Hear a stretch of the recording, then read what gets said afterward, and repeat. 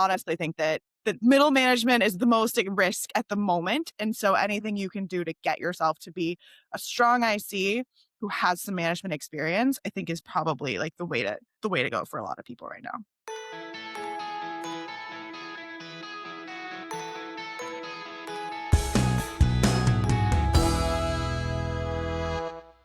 This is Marketing Careers Uncovered, and I'm Dave Hayward. We're told that a successful career is more or less a linear journey, one promotion at a time, more people working under you, a bigger title, more money. What's not to like? But there's a little bit of a catch. Every step you take up that ladder threatens to take you away from the actual work that's being done. So you trade a set of tools for a calendar and back-to-back meetings. Instead of solving problems, you end up aligning stakeholders. And eventually, you end up so far removed from the work that if everyone in your team phoned in sick tomorrow, would you actually be able to be useful? Today's guest, Meg Gowell, saw a different way forward. So she was marketing director at Typeform, managing a big team and big budgets to match. And then she did, on the face of it, the unthinkable. She walked away to become a solo operator again at an AI startup. And there's a very good reason why. But today, we're going to be looking at whether the linear career path is all it's cracked up to be, why skill rot is something you'll really want to start paying attention to, especially while new technologies threaten to transform the way we work in all corners and industries, and also a little bit of practical advice on how to start building an effective growth engine without necessarily blowing the budget. So with all that in mind, Meg, thanks for coming on. Why don't you kick us off by just telling us a little bit about yourself and what you're up to at the moment? Awesome. Thanks so much, Dave. Really excited to be here. As you said, I'm Meg Gowell. I'm the head of marketing currently at Elly, which is an AI native recruiting platform. I started my career working outside of SaaS, actually, in what I would call high value B2C industries like real estate and education. So not really the traditional path, even into SaaS exactly.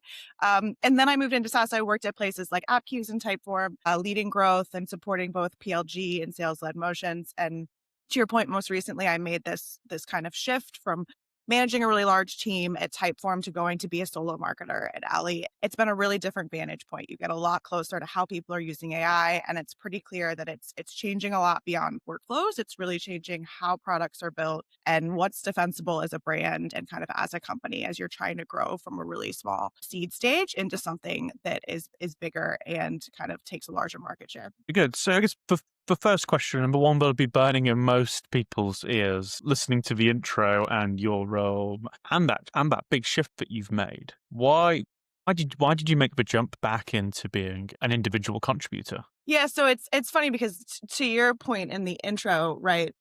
I always had this concept too of a linear journey of I'm going to go to the next thing, I'm going to get to a VP of marketing, I'm going to be a CMO, and maybe I will still do that at some point. But I got to this place, I think, with the increase of AI, everything new that was happening, and I got to Typeform, and I realized I am so far from the day-to-day work, and I also realized that I personally, and this may not be true for everybody, but I don't understand things quite as well when I'm not doing some part of them hands-on, or I don't see what's kind of happening behind the scenes. And I think it made me understand my leaders better too, of how hard it was for them with all the information that they're trying to take in and kind of disseminate, but not doing any of it themselves, how hard it is to really understand how it works and where the opportunities are and how much you're relying on your team, but that it can be really hard to know, is this person telling me the right thing? Or is there another gap that they're not thinking of? And so I got to this point where I just felt like I was really far from the work and I felt like I was not as good of a marketer as a result. And then with the wave of AI, things were moving so quickly that I knew if I didn't get more hands-on very quickly, I would get left behind. Basically, I feel like going forward, more and more roles are expected to have a hands-on component, are expected to understand what's kind of behind the work. And so I felt like I needed to make this pivot now. I was early enough in my career that I could do it and still make it look good going to like a head of marketing role. And so I kind of jumped at the opportunity when I had it. And it's been a really exciting shift. So as you've gone, have you gotten a really good sense and idea of what is the technical minimum, let's call it, that a marketing leader really does need to know and understand and keep topped up to keep teams and also perhaps vendors honest and accountable and performing well? Yeah, I think I've thought about it a few different ways.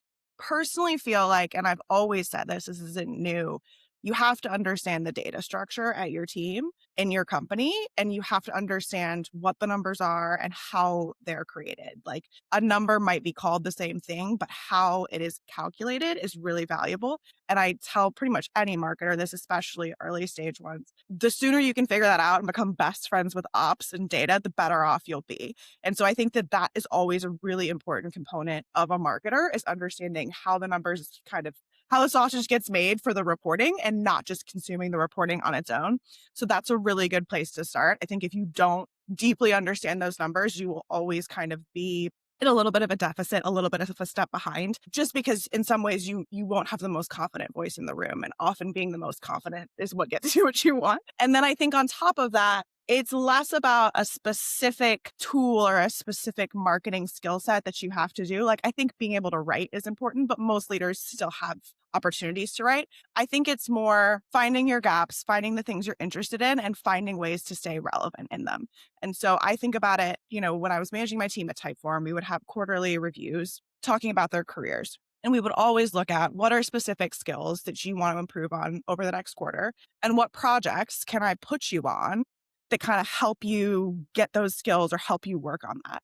And I think as a leader, you have to do the same thing for yourself. So maybe there are areas where you kind of take on a little bit more of the hands-on work because your team doesn't have capacity, or maybe you just decide to really lean into something one quarter because you want to get a little bit more hands-on, and you make the time for that by putting yourself in a specific role on an upcoming project. So I think you just kind of have to find it as it goes. But I would say treat yourself like you treat your team, like continue to develop and find the ways that you can stay on top of it. That said, I also think with the age of AI, there are fewer and fewer leaders who are managers only. More of us are expected to be player coaches. And so figuring out like what that area is that you can own and making sure you're continuing to go deep on it. I think learning a tool and a skill is usually translatable. As long as you stay with it and you keep learning, you can learn other things as needed. I guess it's using those opportunities, as you say, to go back into the business, understand what it actually takes to get a particular campaign or piece of creative off the ground. You'll come out of that with a better understanding of how the sausage is made, but also a better understanding of, well, actually how much capacity do we have within the function to deliver. At what point do we need more resource? I actually go back to one of my very first jobs in retail, and I'd always noticed that the store manager every now and again would go and walk the shop floor, and would go and talk to each and every department and team lead, and get a real understanding of what's actually happening on the shop floor with customers, with products. I think it's bringing some of that mindset in, and thinking about it as walk the floor every now and again, and as you say, find those areas of interest and go and dig a little bit deeper and be curious. Yeah, totally. I think I've also found it too. I had a situation at Typeform where like my team, the growth team, was complaining about the creative process a little bit to me. And I never had to deal with it because whenever I needed something right, they were like, oh, you don't do that. Don't worry. We'll like white glove it. We'll do the whole thing for you. I didn't have to go through the whole process because I was a leader. And I got to this point where I was like, I need to go through the process to learn it, to stay up to date on how people are doing, but also to figure out what's going on. Because I think until you really experience it yourself, sometimes it can be hard to see. I think it's that same example as the shop floor of like, you've got to, if something's happening, you've got to go experience it for yourself sometimes to really get a handle on what's going on and how to improve it. Yeah. So extending that a little bit, so you make the move to become a solo contributor. So you're way back in the thick of it now. Are there any particular skills or tools that you sort of had to jump back into on day one, just so you could be relevant and perform? Yeah, it was kind of funny actually. I managed a team that, owned a large Webflow contract, but I hadn't really been hands-on in Webflow. And then I get to Elly and I want to make some website changes and they're like, "Well, that's you." So I feel like there were a lot of tools like that where, I think when you come into a new company, my philosophy usually is to stick with what you've got to start for tools, to see what you can improve, and then later to decide what you might want to bring in that's new. But I had to learn a lot of the existing infrastructure. So I learned how to use Webflow better with hands-on reps. I learned how to use Figma. I didn't have any design resources anymore. I got to get back into HubSpot, remember how all the automations and all the settings were in there, learn some of their new tools. So there were a lot of things like that that I kind of got back to hands-on. I got back into our ad accounts. It was all things that I had touched at some point in the past, but some of them were things that I had never had to go that deep on. Like Figma, I had only ever been a commenter on projects before. I had never actually been on the design side. So it was exciting though. I think we're in a place in SaaS too where a lot of these tools you can pick up if you've had some experience with something in the past. I think the barrier to learning a tool is lower than it's ever been. And so that part's really exciting to me because I was able to come in and learn these tools pretty quickly because I think that's how it's set up now. And I think that that creates a lot of opportunity for anybody who feels like, oh, I'm behind. I don't know these things. Honestly, the learning curve to have to be slightly dangerous, which is what I'm just slightly dangerous and everything. I'm not an expert. I'm just dangerous enough. But the learning curve to get to the dangerous enough to like make some changes is pretty low these days.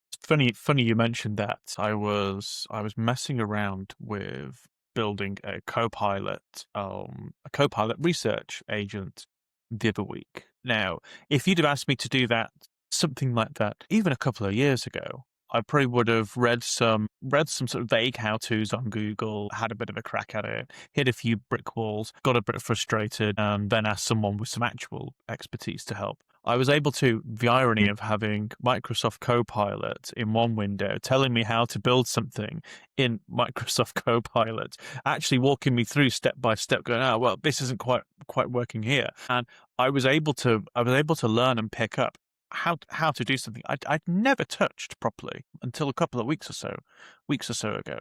It's only getting easier and easier to dip your toe in, have a go, fail, get some feedback, and continue to iterate.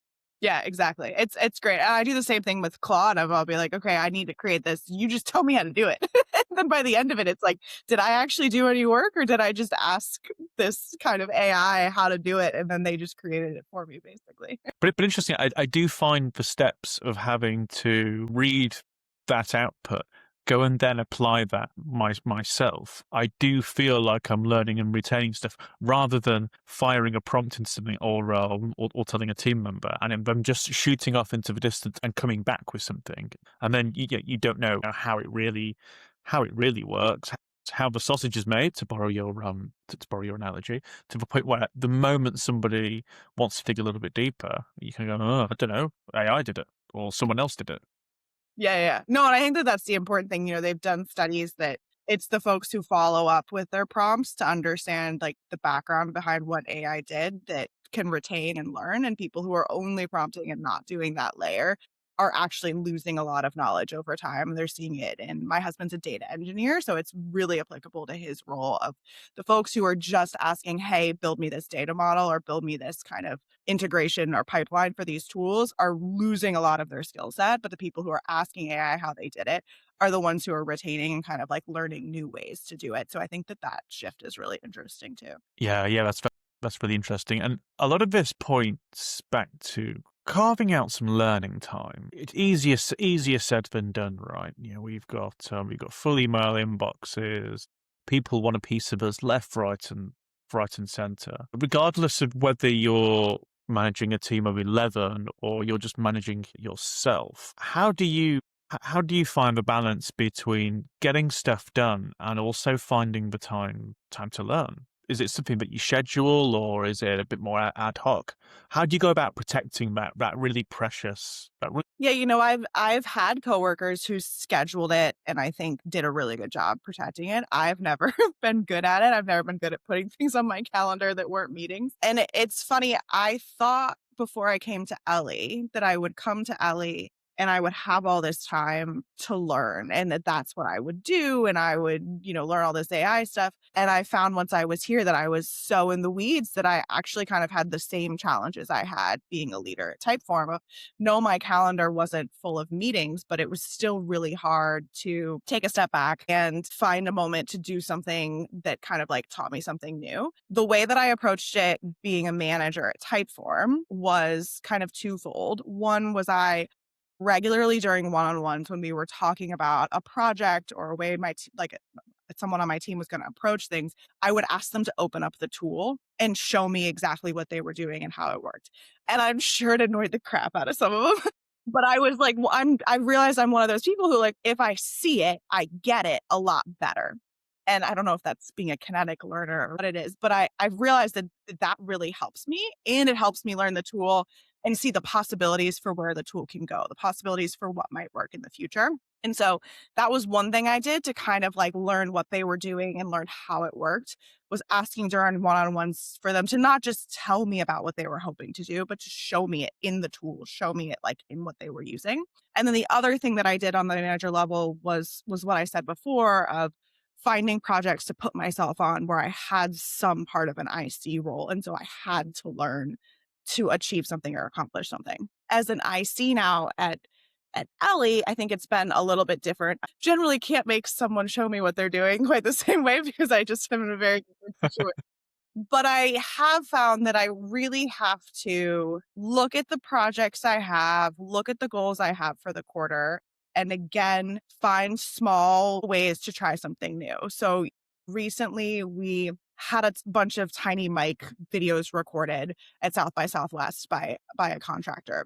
I got the videos back and I was like, yeah, these are kind of medium. I don't love the editing on them. And I was like, I should force myself to make something out of this investment and to go figure out how to do video editing in the age of AI, basically. And so I asked for the raw files and I went and, learned how to use Opus Clip to like actually edit the videos. And I edited like 20 short form videos.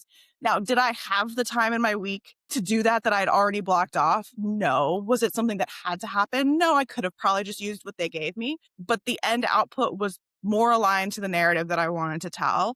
And now I feel much more confident asking someone to just give me the raw footage and I can do it myself. And so I think that it's always finding small opportunities to learn something new that you're excited about, especially in situations where, everybody talks a lot about taste right now, especially in a situation where you don't love what you got. Instead of just continuing to push back and go back and forth with someone, take a shot at it yourself. And I think that that's more possible than ever. But like, you could build a landing page yourself with Lovable. Like, there's so many things you can do yourself now to even just better visualize what it is you're trying to create. That I think that it can be a really good opportunity to learn something new, is to find a small problem and find kind of a new way to approach it by teaching yourself a new tool. And how are you going about that? Do you sit down at the start of the month and go, right, here are 3-4 things I want to learn, or is it far more fluid than that? Are you just grabbing at things at the moment, going, it feels like I should know a bit more about this. It feels like I should know a bit more about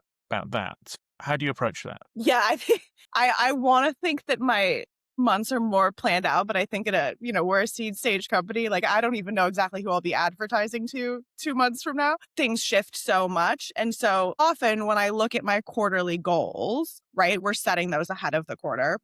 I will find small things that I think, do I need to outsource this? Can I do it in-house? So maybe I'll identify a couple things there. And then often it's in the month of like, I have a pain point. When can I solve it? So one we had was, we were struggling with this blog writer we had. And, part of it, I have, human blog writers are great. I'm definitely not knocking that as a profession, but we were struggling. I didn't feel like they had the context. And I was like, you know what? The bar here is not that high. I just need it to have a lot more context of Elly. And if I could just write assisted, I think I could get what I wanted a lot faster with a lot less back and forth and a lot less management. And so after a few iterations, it was like, after a few weeks of this challenge, in the back of my head, I was like, okay, I need to plan for next month to go figure out how to do this with AI. And so that kind of a thing, you identify a problem and then you figure out where it can fit into your existing kind of calendar to go fix it. And I took that and I was like, okay, I'm going to go to Claude. And basically now I have an overall content strategist project. And then I have a brief writer and then I have a blog writer. They all have context on Elly as a whole, what our positioning is, what content has performed for us, kind of what keywords we want to target. And I created a whole new workflow that I had never had before because I had this pain point. I didn't do it immediately because I knew I didn't have time in the moment to solve for it. But I think you kind of, as a pain point kind of surfaces, I usually kind of pull them in, think about, is this actually important to solve? Or should I just get somebody new to do it? What's going to be the fastest and most efficient route? And then when do I have time if I think I can solve it? When do I have time to do that in my current calendar?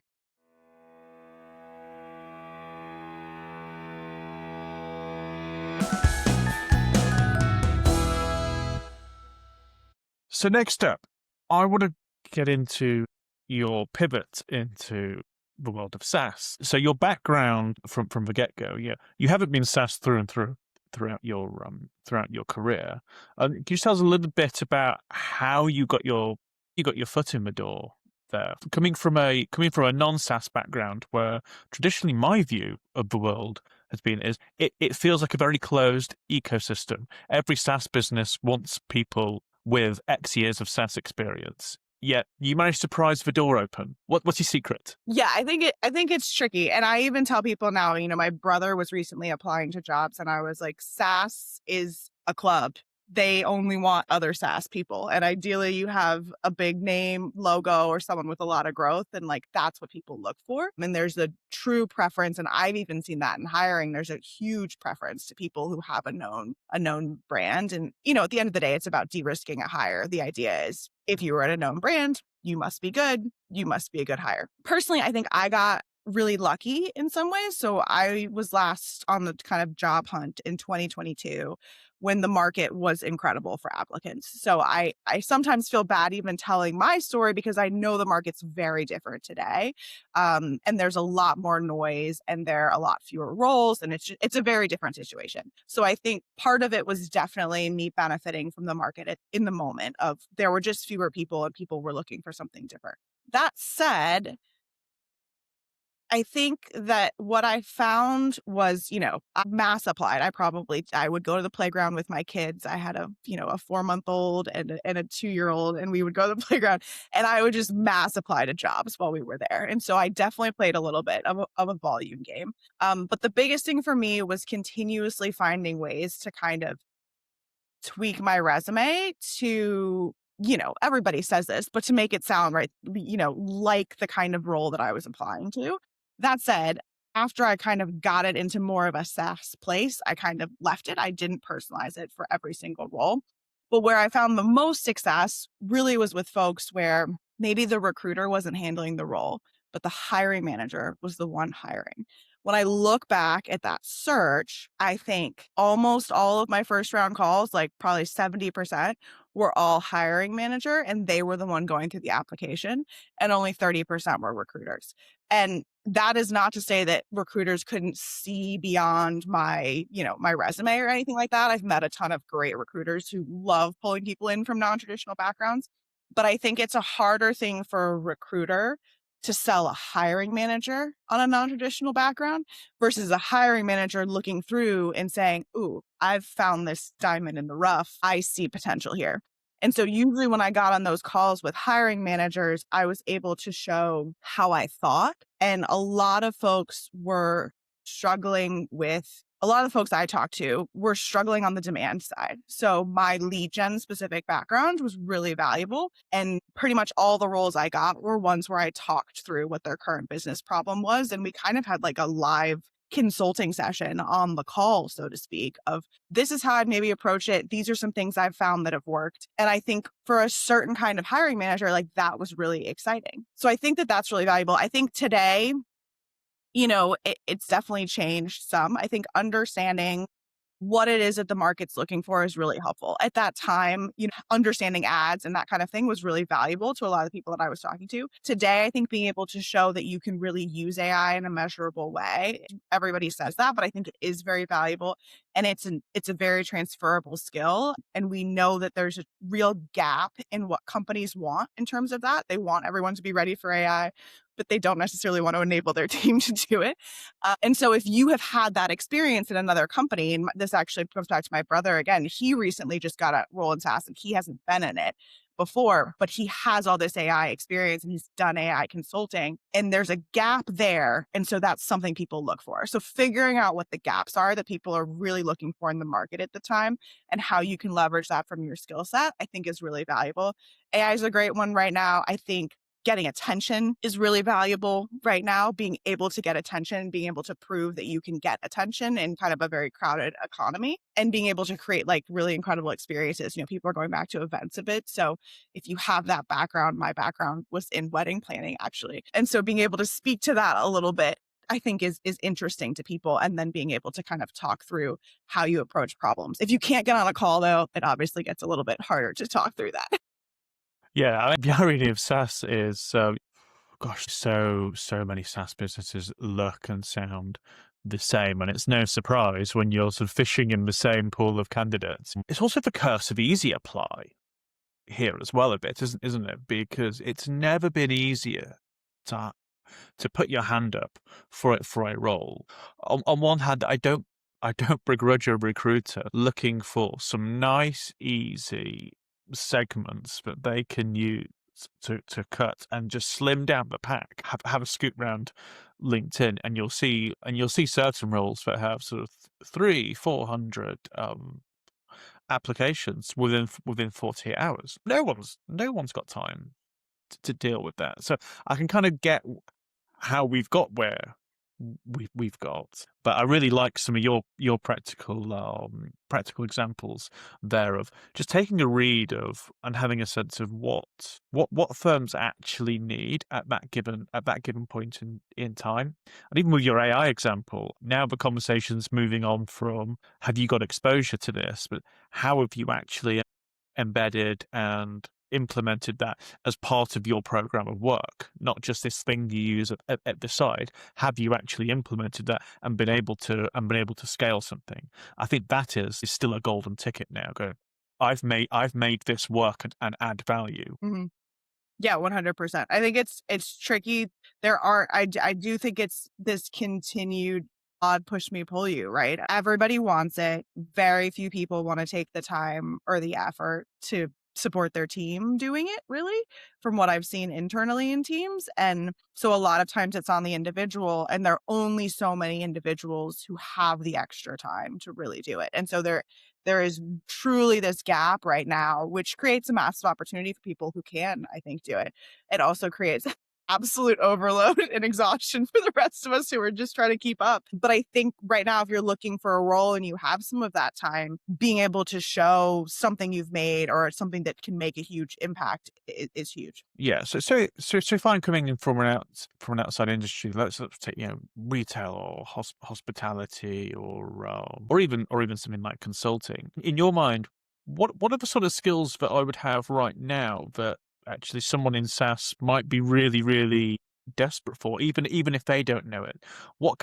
How did you translate some of the adjacent experience you had in outside sectors? Yeah, so I think where I really won was more specifically on the ads and the performance side, because my background was very heavy in like a performance marketing agency. And the value of working in B2C is that you see a much higher conversion volume than you do in SaaS.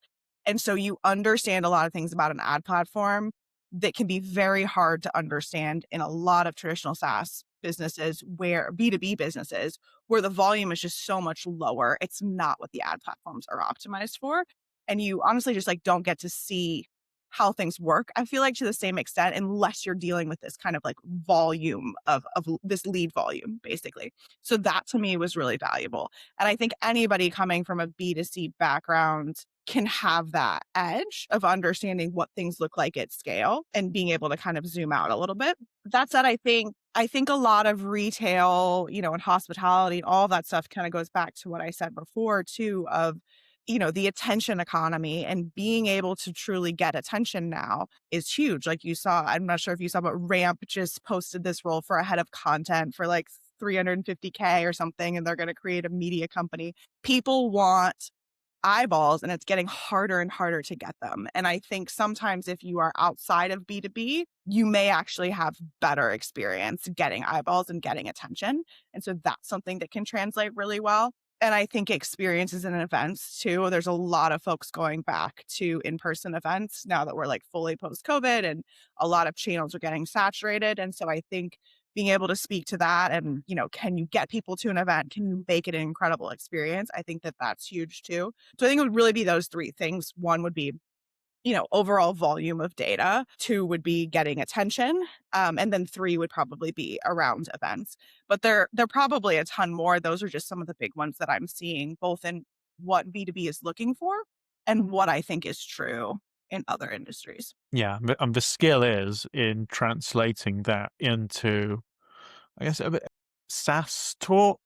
So someone hasn't got to make that leap and make the connections for you. You are explicitly saying how you can take that level of thinking and apply that in a business that may be struggling to differentiate, frankly. Yeah, totally. And I think it doesn't work for every company, right? I think some people still want the person who has the playbook where they 5x growth using X strategy 5 years ago.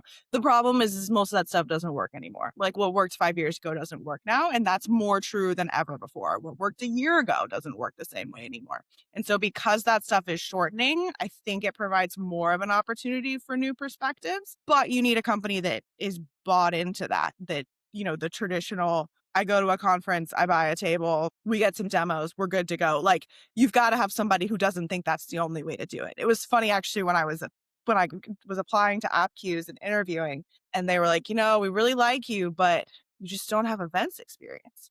I was like, I was a wedding planner for the first 2 years of my. What do you mean I don't have events experience? But to them, it was like, well, that's not really. I mean, that's not really events because it wasn't the same as like a conference or whatever.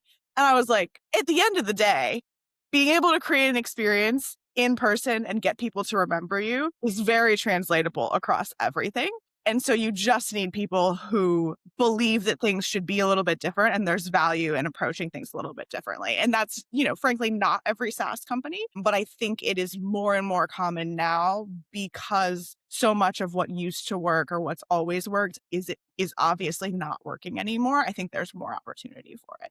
Yeah, and I mean, and if you've got experience dealing with a stressed out bride on one of the biggest days of their life, I think you can handle a conference, right? Yeah, exactly. That's what I said. I was like, yeah, you're right. This is the low league. Yeah, this is the junior league comparison. So I just want to go back to one point which piqued my interest there as you were talking. This whole idea of you had more success when you got in and actually got in front of a hiring manager, and there was some really good advice there.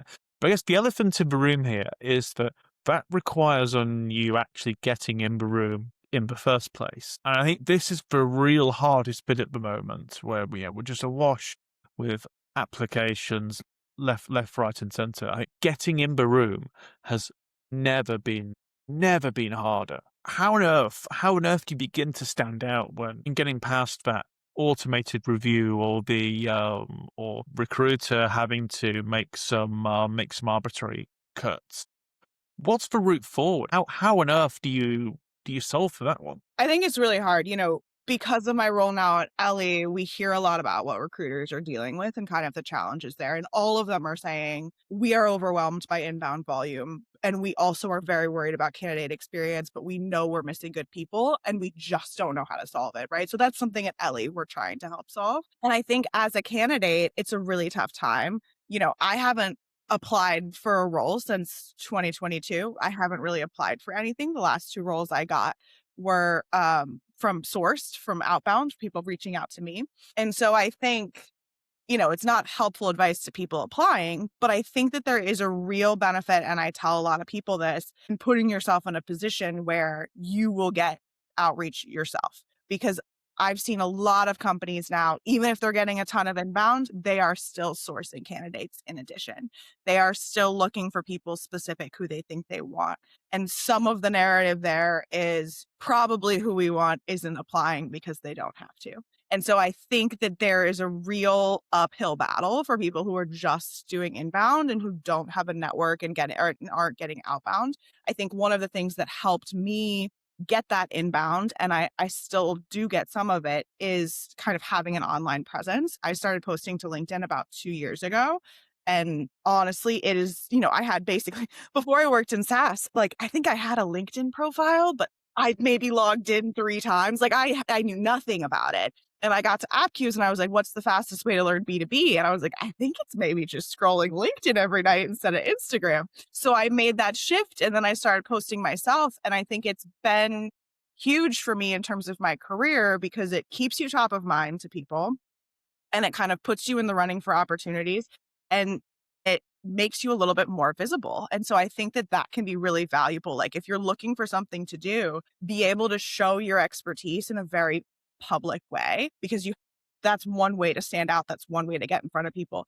And it's also a way to grow your network without working with people. When I left Typeform, I even had people reach out to me who I'd never met, but we'd kind of commented on each other's posts on LinkedIn and they were like, let me recommend you for this job. And I was like, you don't even know me. Like, why would you recommend me for this? But like, that is the impact that I think it can have. We're still seeing referrals be like a huge part of how people hire. And so, yes, you can get referrals to people you used to work with and you should work your network. I think, that advice everybody's heard, but I think you also can get it. You can get a network from other ways. You can get a network from posting and being active online and people thinking you're smart, basically, and thinking you have something interesting to say. And then I think the other thing is, and we see this a little bit at Elly with our AI interviewer product, a resume is a really hard way to show your experience, especially when your experience doesn't fit neatly into a box. If you have 5 amazing logos, like, yeah, you'll probably make it through and you'll be good. If you don't, it is much harder to really explain. How do you think? How does your experience translate? The cover letter, I don't know who created the concept of the cover letter. I hate writing a cover letter. I've never been that good at it. And I think it in itself can be hard. But I think Does anybody write them still now, or do they just get AI to?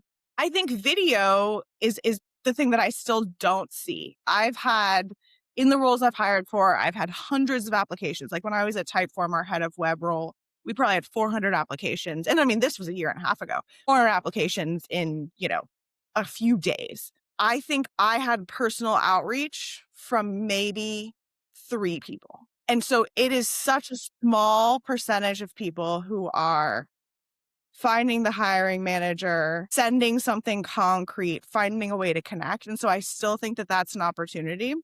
If you What did that personal outreach look like to you? What did somebody send you that made a real difference? Yeah, so I've had people just do a LinkedIn request with, like a comment, right? Of like, hey, I'm whoever, I'm applying for whatever. I think the ones where I actually took a second look at it and was like, oh, this is interesting is folks who figure out how to email me and sent me some kind of portfolio or something, right? And I think what the actual asset is, there are a lot of options. I think a video talking through your experience works. I think something you've created with AI works. I think a deck can work. Like there are so many different things. Just a personal website link probably isn't going to do much. It needs to be specific to what I'm looking for and what I care about. But I think the asset format, there's a lot of options. I do still think video is interesting because so few people do it because the barrier feels high there. But yeah, it was the people who reached out with something really specific and not just with a like LinkedIn, like, hi, I'm applying for whatever role. I'd love to have time with you. I'm like, yeah, you and another 4 people would love to have time with me. So yeah, I think it's tricky, but I think that there's still very few people doing things that are kind of outside of the norm. And I do think, again, it comes back to posting on social too. Like if you can find the hiring manager and find a way to connect. I think I had one person connect with me who had a little bit of a social presence. And that was interesting because I could go through and see how they thought really easily just through their posts.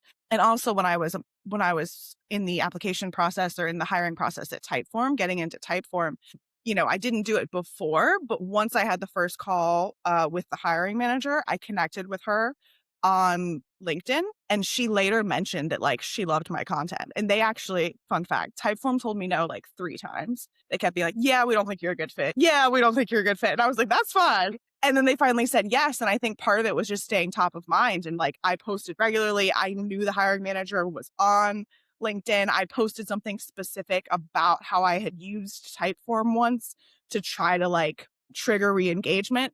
And I think it worked over time. So, I did that once I was in the process, but I think you can find ways to do it before you're in the process or to. That's really interesting. So a lot of what I'm hearing here is that if you're listening to this hoping hoping to hear one or two hacks to bypass this, frankly, the slog of getting your foot in the door, you're going to be very disappointed. Yeah. So actually, the work you need to do to start building your presence and thinking to facilitate all that good stuff you just mentioned, you don't start that the moment you decide, right, I'm going to start applying for a new role. You've got to have started that maybe 12 months ago to build that up and maintain that. You can't just build a network because you need something at that given point in time. You've got to think much longer term about yourself and how you show up, what you produce, and how you can then and how you can then leverage that the moment you're in that position where you want to connect with a hiring manager and stand out, because you haven't really got a point of view or you've got nothing really to send them. Then you're in the fishbowl with the other 400 candidates. Yeah. I mean, I think it's tough. It's not like the most comforting advice, I guess, but I think there aren't like a ton of like easy buttons these days. And that's true in marketing too. Like it's true for everything. It's not just for job seekers. Like all of us are struggling with, there isn't a switch that you can flick that suddenly makes everything work. Usually it's the work you put in over time. And I think it doesn't mean that if you haven't started it, all is lost. I think it just means you have to prioritize it. And I think it is a good reminder to, there are times when I'm like, gosh, I'm over LinkedIn. I'm just going to quit. And then I'm like, I don't think I can afford to in this day and age. I think I need to keep posting because I don't know when I will need a job again. I don't know when that will happen. I will need or want, right? Like I don't know when that moment will happen. And staying on kind of the stuff that I've been doing to grow my presence and to have momentum, I think is the most valuable thing I can do to be prepared for when it happens. It's the same advice people tell you, always always take the first interview. Always take the first call if somebody reaches out because you never know when you're going to need something new, and it's good to be prepared. I think this is just an extra layer of it, right? Of, figure out ways to network. This is, in my mind, the newest way to network is to have a presence on LinkedIn, or maybe it's in a community, depending on your role. Some people are more in certain communities and stuff, but being able to really show your thinking and stay top of mind with people is super valuable because you never know when you need it. Yeah. Play the long game. That's really what this is about. Like, play the long game, and you have a better chance of winning. Yeah, exactly. Uh,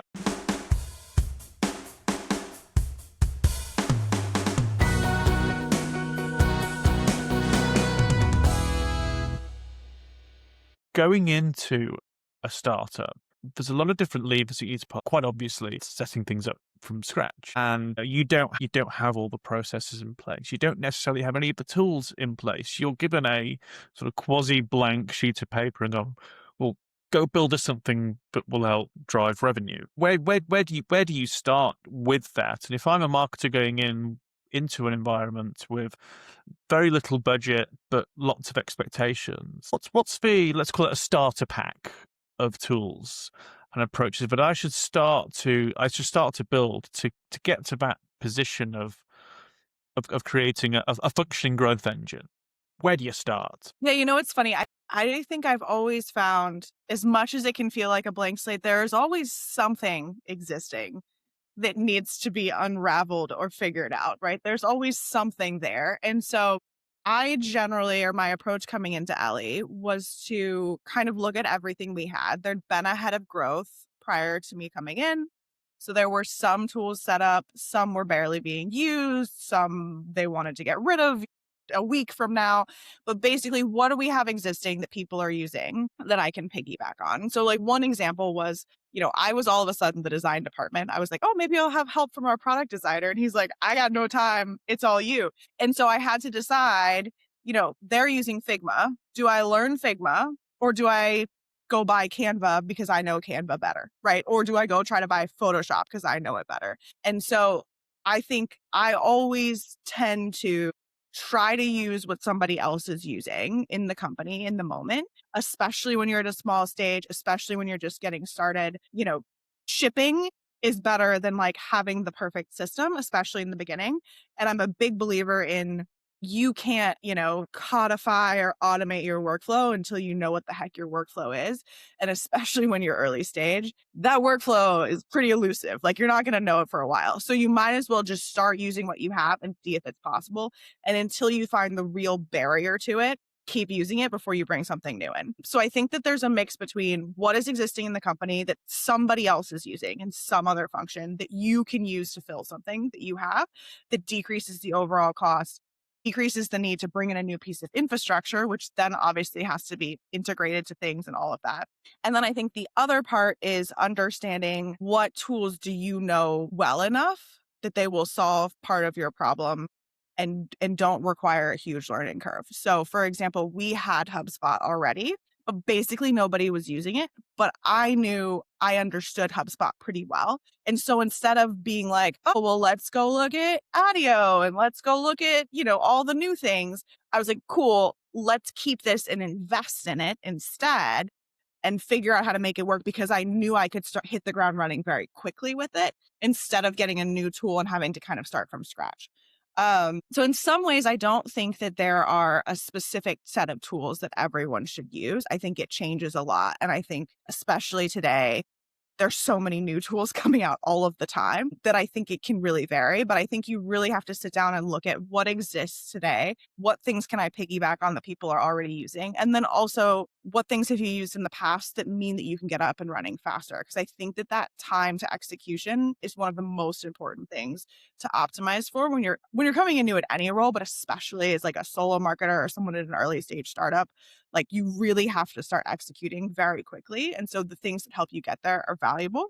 And then I think the last thing is figuring out what you need for a solid data and reporting structure. So what tools are going to make it possible for you to understand what is going on and be able to speak to it. For me, I knew that HubSpot would have enough structure and that I could get the right data into it from our product that I could report on it and feel, I don't know everything. It's not like we have a perfect attribution model, but like I feel like I have an idea of what's going on and why it matters. And I have invested time in structuring that setup so that I can report on it and I can have a true opinion on where we should go next. So I think figuring out what it is that allows you to do that and to own that is really important. Very few teams this small are going to have a dedicated data person or even maybe a dedicated ops person. Like you're probably borrowing engineering time. And these days, most engineering time they need for product. And so I think figuring out how you can feel confident on the data and what's happening and what tools allow you to do that is really valuable. And so part of that will be what kind of integrates with like the rest of your tech stack, like what integrates with the tools that product and engineering are using. And then also kind of like what you have familiarity in and what is easy enough for you to use on your own out of the box to kind of like create that stuff. But I think the key principle I'm hearing here is that keep that time to execute Yeah. in your mind. I guess that can be influenced by some of those integration pieces as well. Oh gosh, I remember years ago having to export 4 or 5 things out of each tool, put them all in Excel, and spend a whole day doing reporting. And then the moment you have a question asked about some of the reporting, having to then go and dive back into one of those 5 spreadsheets and work out what on earth that all means. We don't have to do that anymore. So now I really like that overriding principle of time to execute, but also if we've already got something, might not be perfect, but use it. And actually, you'll have someone else within the organization who also knows how to use that thing. You end up with a little bit of a buddy who you can go, I'm trying to do this. How on earth might I go about it? Instead of having to, being left in the wilderness on your own, getting all stressed out, going, gosh, I just want to do something quite simple, but I just can't seem to make it happen. Totally. And I will say too, as somebody who's been on the budget side, a tool that has one user is much easier to cut than a tool that 3 to 4 people in the company are using, especially when you're small. So spending a lot of time building up, a tool and getting it working, if you're the only one using it, can be really dangerous, I think. And so if you can find ways to have more people using your tool, it makes it harder to cut in the long run. On the other side of the fence, so if we think back to your Typeform esque days, then yeah, I'm sure you've seen examples of some really complicated, convoluted setups that actually could have been solved with some of that quite simple as well, right? Yeah. Typeform was an interesting one because, we had Salesforce, but we didn't use it for a lot of our data because so much of the company was self-serve. So much of the revenue was self-serve. And most of that kind of stuff didn't really live in Salesforce. It lived more in kind of like our homegrown CRM or like in our iterable instance. And so it was a very complex data problem that I think is really easy to get into if you start with a few tools, you jerry rig a few things, and you keep going and you keep going and you get to the point where like reimagining it is a very expensive project. So you kind of work with what you have for as long as you have. And I don't know that there is anything inherently wrong with it, but I think what I've learned over time is that nobody likes their CRM or their data structure. And moving to something new is very expensive. I always joke, my favorite CRM is the one I've got because I've done a bunch of migrations and they can be worth it, but you've got to have a lot of buy-in and you've got to have a real idea of what the benefit is going to be. That's been that's been really, really interesting. There's a few things that are really stuck lodged in my head here. This whole notion of staying dangerous, really understanding and appreciating how things work, and actually, yeah, taking that step back into the front line, as it were, can really set you up for success, particularly in an era where technology is changing so much of the plumbing of how we get work done, how we go to market, how we create campaigns, how we deploy them. So it's not necessarily a step backwards, is it? It's arming yourself with the right knowledge and tools to be able to be able to deliver effectively for the next 10, 15, 20 odd years. Yeah, exactly. I think you can now more than ever, you can explain a move backwards to an IC role. And I think mine benefits from I'm not going backwards to an IC role fully because I now own all of marketing. So I now have the experience of saying I've owned the whole marketing motion, which is, a benefit overall. But I do think even for folks who don't have quite as clear cut of a story, it still is a great opportunity because to go backwards to something that's more IC, in service of getting a very specific type of experience, say, you're going to go work for a company that's AI focused, or you're going to go, execute this specific thing can be really valuable right now. And I honestly think that middle management is the most at risk at the moment. And so anything you can do to get yourself to be a strong IC who has some management experience, I think is probably like the way to go for a lot of people right now. Very wise advice indeed. Well, thanks so much for joining us today. And thanks to you as well for listening. So if you enjoyed today's conversation, don't forget to subscribe for future episodes, leave a review, or share with your friends and colleagues. And we'll see you next time.